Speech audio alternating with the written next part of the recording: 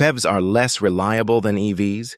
The truth behind the data. So apparently, plug-in hybrids, those cars that promise the best of both worlds, are now ranked worse than electric vehicles when it comes to reliability.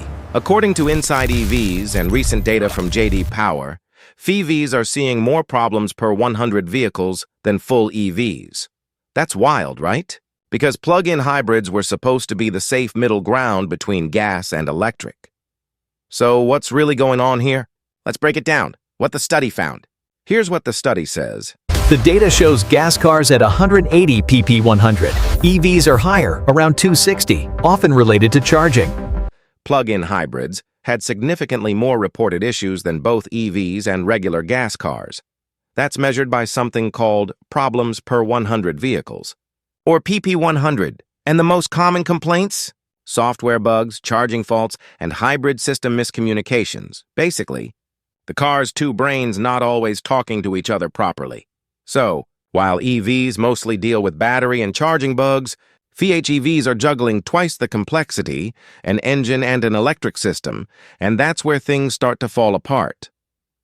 Why PHEVs struggle? Let's think about it. A PHEV isn't just an EV with a fuel tank. It has two complete systems, an internal combustion engine and an electric motor, that have to work seamlessly together. Add a big battery pack, regenerative braking, control modules, and constant software updates. You've got a recipe for complexity. And every time a manufacturer updates something, say, the software for the EV side, it can accidentally cause issues on the combustion side. That's why even premium brands are seeing more system sync errors. False warning lights or range drops? Owners are feeling it too. Some report the gas engine kicking in even with a full battery. Others mention their battery range dropping way below, advertised numbers after a few months, and some even deal with slow charging or the system just refusing to charge until it's rebooted.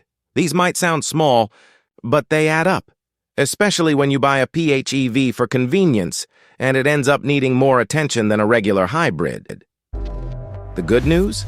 Car makers know this is a weak point. Brands like Toyota and Hyundai are refining their hybrid control systems and simplifying how power swaps between gas and electric.